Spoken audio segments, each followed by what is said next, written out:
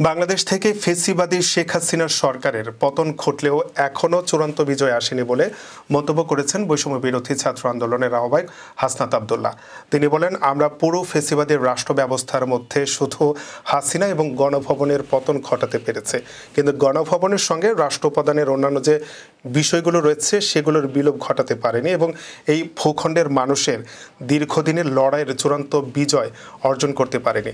বুধবার দুপুরে বৈষম্য বিরোধী ছাত্র আন্দোলনের কেন্দ্রীয় কার্যালয়ে আয়োজিত এক সংবাদ সম্মেলনে তিনি এই কথা বলেন। হাসনাত আব্দুল্লাহ বলেন, আমরা শেখ হাসিনার নেতৃত্বে গড়ে ওঠা আওয়ামী ফেসিবাদী সরকারের পতন ঘটিয়ে ছাত্র জনতার সরকার প্রতিষ্ঠা করেছে।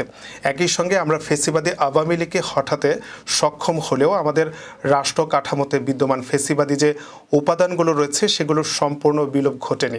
গণঅভ্যুত্থানে আমাদের এক দফা ছিল ফেসিবাদের বিলোপ, নতুন রাজনৈতিক বন্দোবস্ত, নতুন রাষ্ট্র কাঠামো গঠন, গণতন্ত্রকে প্রাতিষ্ঠানিক রূপ দেয় এবং সাম্য, মানবিক মর্যাদা ও সামাজিক সুবিচারের বাংলাদেশ গড়ার জন্য এখনও আমাদের কাজটি অসমাপ্ত রয়ে গেছে।